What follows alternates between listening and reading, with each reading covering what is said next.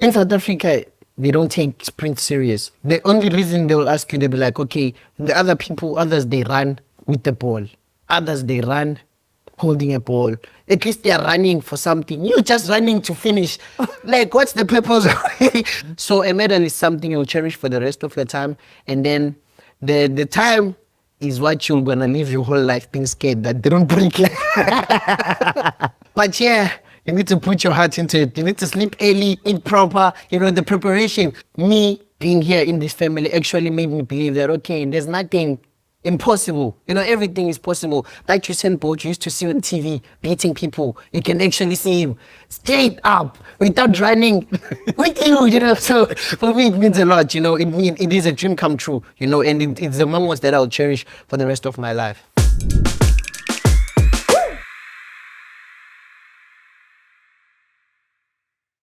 Well, hello and welcome to the Go Wild Podcast by PUMA. Now, of course, this is the show where we introduce our movers and shakers in the world of sport and culture, find out a little bit about their wild side, who they are, and potentially where they want to be. I'm Colin Jackson and I'm your host, and it gives me a huge pleasure to introduce you Bayanda Walaza. You are an incredible young man, 19 years old, super quick already. I mean, up and coming is not the word. You've already arrived. So welcome. Thank you very much. It truly feels an honor to be here. Just remind our listeners and our viewers, what you've already achieved at the age of 19. I might just kind of go, I wish I could brag the same. But go on, tell them, remind them. Okay, I'm a double world junior champ on the 100 meters and the 200. And also right now I just got my 3 medals at the World University Games. I've got a silver medal at the Olympics, and I also got the gold medal at the World Relay Championships. Okay, so you haven't been busy at all then, have you? You haven't been busy whatsoever. And what's your personal best? Remind me. Okay, my personal best on 100 meters, it is 9.94, which I ran at Croatia, at Zagreb. And then my 200 meter PB is 20.08. That I'm willing to change it soon, but kind of scared a little bit about 200 because it takes a lot. It takes a lot, but I'm working on running better because I want to run 19. Listen, and all that, as we say, at the age of 19, and as you mentioned it, is that you are going to develop, you're going to get better. Yeah. There's no doubt about it. And I would just say, embrace it. Everybody will listen to your accent first of all and think, oh, you're South African as a sprinter. Yes. What does being South African mean to you? Okay, usually I'll say South Africa to me has been a support structure, Everything that I do, I usually put my country first. What keeps me going, because of most of the people look at South Africa as still coming up, But me, when I look at South Africa, I see a glorified country. So I'll say, for me, being a South African means a lot, and I'll make sure that I put my country up there. Absolutely. Now, I've watched your development. Yes. Coming from the world of sprints myself, I've watched you and seen how you've come. Now, you've come onto the European season in a sense, yes, in a way that I think surprised many people. True. We're seeing good results in South Africa. Yes. And then, of course, you can imagine everybody's in Europe going, oh, really? Oh, really? Yeah. True. That's true. Right. That's true. All right. Well, let's see what you can do on our turf. Yes. And you've banged up a couple of people. You kind of told them no, I'm the real deal. Yeah. So when you arrived over here, talk us a little bit about that process as well. Arriving in Europe where athletics is happening. Okay. Most of the South Africans, they are fast in South Africa. That is true because of that's where they get their support structure. That's where they get all the support in. But as soon as they leave their country, go to other countries, there's no longer support because of no one knows them there and no one is telling them that now we're looking at you, So it kind of brings that being scared. So for me, it was like, okay, it's that time where I need to see how it is felt. But the difference in me is that I like to be known. So as soon as I came to Europe, I was like, okay, as soon as I go back to South Africa, I'll go back being known. So that one pushed me to be like, okay, I'll come here and I'll do my best, whether people are watching or not. But at the end of the day, when I leave the track, they'll be like, nah, there was that young boy there who ran, So that was my mentality.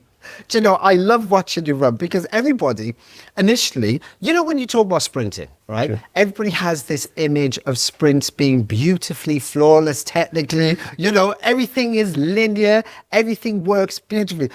Then you step on the track and you just bulldoze your way down. You know, you have that, it's you. It's your fingerprint. It's how you run. And you deliver the performances, which are, for me, is just outstanding. Yes. So for you, do you think when there's any pressure, when you watch some of the other, you know, people like Noah Lyles is literally just flawless in his technique.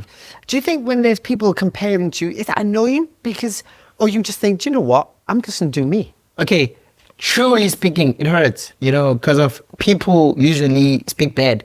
But what I've learned is that you need to use bad to be good. You need to use it for good, you know, because my running style is what I'm also focusing on changing it. You know, it's not what I'm proud of, but it is what makes me Bayanda Walaza, because of everyone notice me everywhere I go.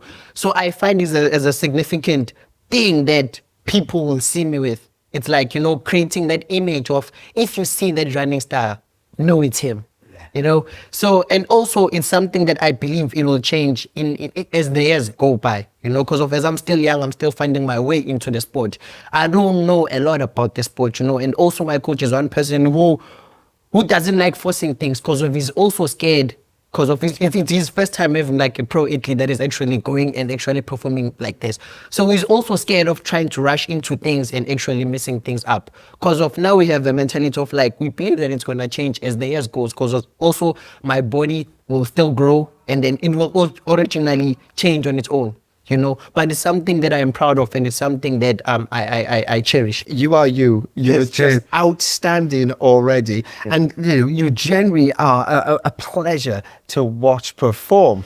So when you have that, you must have some sense, because you're so popular, look at ultimate heroes, people you look up to. Okay. Are there any particular sprinters? They don't have to be sprinters, they could be anyone. In that sense, where you think of what could be a genuine role model for you and the way that you want your life to keep developing? Truly speaking, I have like two people who I'm looking at on the world performing stage. I'll say on top, I'm looking at Letsile Tebogo. You know, he's been showing up very good, and also he's a one person who does the things the way he wants them to go. You know, he doesn't actually listen to what people say and do it. He just goes what makes him feel right. You know, and then the second one I'll say Gifty Otlela. You know, he's a South African sprinter and he's been pulling up for the country. And what I've learned about him is like persistent. You know, he's been focused and he never lost focus. He got a lot of injuries in life, but the way he came back, it actually shows that, you know, if you actually want something, you can actually go for it. What was it that made you all of a sudden break out, be outstanding and go, actually, I don't mind this sport. I'm going to stick with this. Okay. Because rugby is an option down there too. True. I played rugby, I played soccer, and I did quite well. You know, I used to play for School of Excellence. That's the biggest team in South Africa. And rugby, I was too good with rugby. I almost got chosen to play for the nationals, you know. But what I saw with those sports is that it's not actually about you, you know, it's about the whole team. And the focus is not too much on you. But then when I was in track and field, on that field, it's only you're representing yourself, you know. So that attention comes to you only. There's no one who's saying, this one passed you the ball, this one didn't pass, you know. So for me, I just like being known, you know, to have that eye on people, to attract people to be like, okay, who's this guy? You know, I like being people who like me, want to know who's this person actually. And with that in mind, do you see any youngsters, which is such a ridiculous thing for me to say when you're 19. But when do you see any youngsters who kind of mimic you because of your success and what you're doing? I can see you smiling already. So that means you must have seen some youngsters that you're thinking to themselves, hey, they want to be like you. Okay, surely in South Africa, now I'm usually a big thing, especially as a young, you know, because what I've seen is that I don't just inspire young ones, but also the people who've been in the sport for more. You know, the people who also got bigger medals than what I have, but when they look at me, they were like, Ish, I wish I was like you, bro. You know, I wish I did the things you did at your younger age, you know. So I'll say I'm truly proud of myself and what I did, you know. And at my school, because I'm at varsity, everyone at varsity, when they see me, they just see this big person, you know, and they look at me there on top. it's kind of hard even to just sit in class and learn because of others will be looking at me and all of that. But only to see that they're actually, proud of me, they're proud of what I'm doing and they want to be close to greatness, So I'll say it is hard, but I like it, and I still wish to inspire more, because often South Africa can say that, okay, I'm actually doing a great job. But my goal is to motivate the whole, to be like, okay, Walaza did this at 19. Why can I do it at 15, at 16, So my goal is not yet there, but I'm working on it. Does that mean then there's pressure that's put on you? You just harness it in a positive way. At no stage do you feel that the pressure is too much. It's on you. Like there's too much focus. I'm not enjoying this. I've never been into that space yet. I don't know if there will be a part where I'll be in that situation because of now it's not that rough. It's not that rough. People come to me and ask for pictures and I get excited. I like being recognized. So when I go to a place and then someone don't recognize me, doesn't get me, and all of that, I'm like, oh, that means they don't know me. It kind of feels bad. I feel kind of bit sad, But as soon as I go to a place and then people are like, are you Walaza? And I'm like, yeah, it's me. It's kind of fun. So I've been in an atmosphere where people actually cherish me. People actually come and greet me. People will treat me nice. People will see me as a role model. Talk to me about joining the family. What's it like being part of the PUMA family? For me, being in this family means a lot. This is the moment I'll cherish. Even at home, my mom calls me a PUMA child. I'm truly happy, and I truly cherish this place that I'm in, and I think this is the place that also made me Walaza. It's the place that actually showcased me in the world. I'm going to take a deep breath at the moment because I'm going to say in the PUMA family, we have a very big personality who also did sprints. I mean, you may have heard of him. His name's Usain Bolt, right? Yes. So what do you think of having someone like him so close and accessible? Because you can even be more than happy, as you know, Yes. to give advice. So what is that like having somebody so good, the best of the best, Yes. in the same family? Okay, for me, it's like a dream come true, because of when I looked at it before I started the sport, I saw it as something that is not possible, I was like, okay, Usain Bolt is Usain Bolt, stay on top, so you can't reach there, But actually, me being here in this family actually made me believe that, okay, there's nothing impossible. Everything is possible. Like Usain Bolt, you used to see on TV, beating people. You can actually see him straight up without running with you, So for me, it means a lot, it is a dream come true, and it's the moments that I'll cherish for the rest of my life. What is it like when you go back home and you try to study when you've just had an incredible season and there's all this attention, really, and you go back and you walk through the door of uni? Do you just look around and think to yourself, nah, I'm not staying here, I need to be on the world circuit, man, I'm not doing that? Yes, I'll thank my mom for that. I'll thank my mom for that. My mom is actually doing a great job by putting me into that position where I also focus on school and also focus on the athletics. It's funny because my mum said exactly the same thing. Yes. Fix up your schoolwork, otherwise you're going to forget this athletics. Right? Yes. What was the things that you imagined that you was going to be like to compete in compared to the reality of what it was going to be like? Honestly, by looking at what my season was like in South Africa, I thought I was going to come here and be actually too great, be actually extravagant. I thought I was going to do more than what I did, But only to find out that, the race here is much more tougher than SA, because if you race with people who are same as your peers and you're racing against people who are more than your peers, so the competition is not that easy. In South Africa, I can sleep and wake up 20 minutes before a race and do enough. and then just win, But yeah, you need to put your heart into it. You need to sleep early, eat proper, the preparation. So I think Europe is teaching me to be more focused, to actually get to understand what sport is actually like, what actually athletics is, because of me, I thought athletics was just running. But I also find that there's food that you must not eat. There's things that you must not do as an athlete. There's places you must not be in, So I find it as coming here to Europe, it is still my learning route to get to know what athletics is actually about. Trying to make sure that I don't actually lose myself into the sport. Yeah.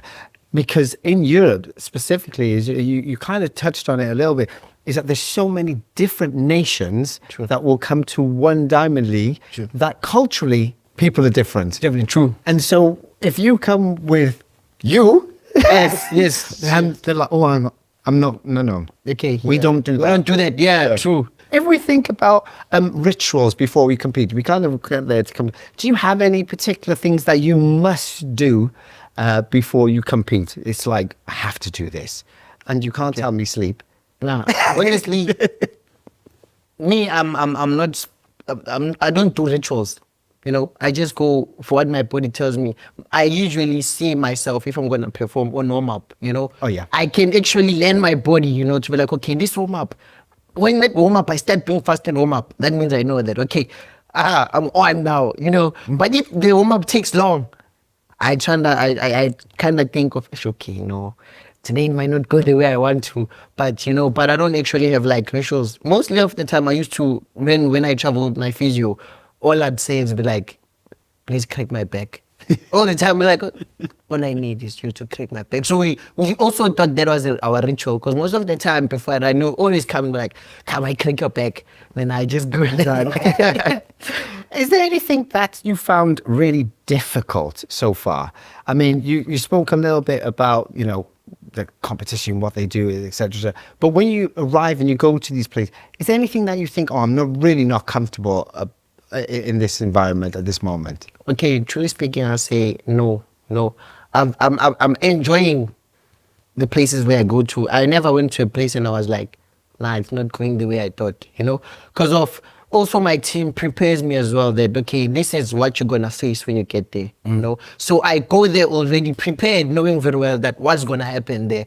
So when I go to a place, I always try to make sure that I make it the best feeling ever. It's like I'm going to create memories that I don't want to lose them, you know. So even if it's bad or good, for me, it's a memory that I will never forget. Meaning, even if it was bad, but for me, I find it exciting that, okay, I actually experienced this, you know, because I've learned, you know, when we're at the African Championships, you know, a lot of people are not happy about the championships, you know, and I've learned that, okay, this thing is actually happening to every one of us, but there's people who are not happy about what's going on. Meaning, I have an advantage of beating them because of now they are focusing on the wrong things while they're supposed to be focusing on running, you know. So I kind of find it exciting. So if someone stresses out, I'm like, yes, -1.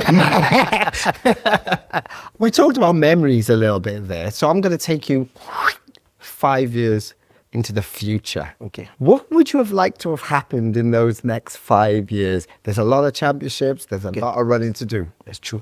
Okay. So this is a dream. Yes. Dream scenario. Truly speaking, I want to be the greatest sprinter that the world has never seen. You know, a sprinter that will actually leave a reminder behind, you know. It's someone who, even when I'm done running, but someone who they'll still talk about and be like, it's no longer the same without him. You know, it was fun when he was there. We want to see that again, you know. I want to leave something in the sport where everyone will remember. And as well to inspire most of the African countries, you know, because of most of the people in Africa, they believe that Africa is not the best place for athletics. You know, they neglect their countries and go study far away, you know, while they're supposed to be trusting their country and making their country proud and actually building their country's name. You know, for me, I just want to inspire also the kids in Africa that, you know, believe in your country and trust in your country and trust your coaches and everything will be proper. I was 15 years old, right? And I used to watch athletics. Great, loved it. And then when I was 19, I was on the circuit like you are now, right? Yes. And I remember I used to look at some of my opponents and think, I want to be the athlete who retires you. No, okay. Okay, wow. Look at certain words and go, I'm going to be the one. When you go, I've got to retire, it's got to be because of my name. Okay, true. Right? Okay, yeah, that's Are there any athletes like that when you look on the circuit this moment in time, you gather yourself, you go, I am going to be the reason why you forget running. Okay, surely my goal, you know, because of Akane Simbine has been in the game for a long time. Yeah, long time. Yeah, he's been in a long time. So I want to be that person who be like, hey, Akani is no longer running anymore. What's the reason? And they're like, hey, you didn't know. There's that young fella there who taught him a lesson, like he's the one who told him that, who showed him that, nah, you must relax now. The country's in the great hands, you left, you did your job, but now it's time for you to move over to somebody else. So yeah, but me, I'm not scared of competition, and I'm not scared of making myself the greatest sprinter the world will ever see. So would you prefer then to have the fast times and the records or the medals? What I've noticed in the sport is that these days, okay, time doesn't matter at all. At this time, the way I look at athletics now, back then it was very a big thing. But now it depends on who's winning. Because of now, people are running same times. That's true. There's no one who's like running the time where everyone can't accomplish. Same as like we saw the Olympics. It was so close. So I believe now it depends on who's winning. Times can be broken, but the medal, they'll never take it from you. So I'll put the medal first. I'll be like, okay, the medal, meaning that if I win the Olympics, no one is gonna come and say, I won the Olympics, I'm taking the medal. But the times, you can run a time, next year someone breaks your time, gone. So a medal is something you'll cherish for the rest of your time, and then the time is what you're gonna live your whole life being scared that they don't break it. Do you know what? I genuinely believe that is the right attitude. Because you're right, medals are the most important thing. Yeah, and the people will always remember you as the medal. Yes, in that. Now, this is the exciting bit for me, okay? Because we call this the Quickfire round. Okay. Here we go. You ready? True. Deep breath for question one. Least favorite thing your coach makes you do at training? Doing 200 meters. Reps upon reps. Okay, we will do like 200 and then do 150s. But the only part that I hate is doing the 200 because of it's truly hateful. After the 200, I just start. I hate that. I hate that a lot. I'm laughing because I can remember those sessions. Yes, it's like kills. Them too. Okay, what's your secret talent your fans don't know about you? Dancing and singing. Dancing and singing. Okay, so musical calls for you. You can see Yes. yourself on the stage? Yes. Yeah. Someday, maybe. Oh, okay. Do you have a favorite genre of music, or is there a different sort of style of dancing that you like? Okay. You're freestyling everything. I freestyle everything. Because of, I don't know, I don't have like favorite genre. I listen to everything. So give me everything. Hip hop, pop music, reggae. I just blend with everything. If you could train with an athlete, past or present, who would it be? Oblique Seville. I'd like to train with Oblique Seville. I know that. He's very much now. Yes. And why? Why? Okay, surely I believe he's one of the athletes that I've seen. He has a good start and actually a fast finish. And most of the time, we grew up knowing that, okay, you need to have one that you rely on. But Seville can start fast and still end fast. And same as like Usain Bolt. Usain Bolt had a bad start. It was not bad because of, if you can check the times, it was fast. It was fast. Yeah. But when you look at him running with people, you can see that, okay, this is not a strong point. But his finish is better. No one else. He starts, finish. Coleman, best starter in the world. Not always the best finish. But Seville has all of that. And I'm kind of wondering, how is it like actually possible, to be good with just that and fast at your finish? So what's your go-to hype song before a big race? Okay. Do you listen to music before you race? Okay, it depends on what mood am I in. Oh. When I feel like I'm not fit, I'll play gospel music. Okay. It hypes me up. We're like, please, Lord. And then if I'm in a good mood, I listen to hip-hop, loud hip-hop, so that I can wake up my mind. Because of sometimes my mind, I can be warm-upping but thinking about food. So the only way to catch myself in, is to be like, play loud music, focus on that loud music, and then it will make my body also be hyped up. Now, you've set yourself up here now because you mentioned the word food. So what is your favorite food? Okay, surely I was impressed when I go to Jamaica. Okay, I'll say jerk chicken. Oh, you like your jerk chicken? Oof. Okay. I'll go back for that. Spicy. But my favorite food is like Asian food. Oh, Asian food? Asian food. Yeah. But I was impressed by jerk chicken, But my favorite is like sushi. Those noodles and all of that Asian food. Number one. Okay. The biggest misconception people have about professional athletes. In South Africa, they don't take sprint serious because of the only reason they will ask you, they'll be like, okay, the other people, others, they run with the ball. Others, they run holding a ball. At least they are running for something. You're just running to finish. Like, what's the purpose? So they think it's just useless. You're running for nothing, you know. That's what people don't take serious in South Africa. If you had a superhero power on the track, what would it be? Teleportation. Oh, so you're getting to the finish line quick. Quick. Without them noticing, choop, choop. But I'll make sure that I make it before the line. Like, not so that I can cross. I can. Oh, you want that? Yes. Choop, choop, deep. Then done. So you get the picture, Yes. everything. It's no point. Even when they check on the cameras, they say, it dipped. At least it dipped. Teleported. I kind of like that. I like that. Who is the funniest of your teammates? Okay, I'll say Tambile.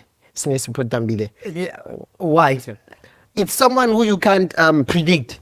You know, he can be 10 people at once. Serious, laughing, jokester, crying. He can be all. And you just don't know. Today, okay, you go to training and be like, okay, today I'm expecting a happy Tambile. Comes there, he's angry. Oh, angry for what? Tomorrow he comes there, he's happy. You don't understand him, you know, but he's a cool fella to hang around with. And he also inspires me a lot. And yeah, he's a cool guy. Can you cook? Out of 10, 3. A man who loves food so much, you only got 3? Eggs, I can. Oh, okay. You can boil them? You can fry them? Yes. You can scramble them? I can do anything with them. But if you give me something like pasta, chicken strips, I don't know. But we can eat at the end of the day. So your favorite fashion trend right now? I mean, I'm sitting here in my baggies on, you know. I mean, am I doing all right?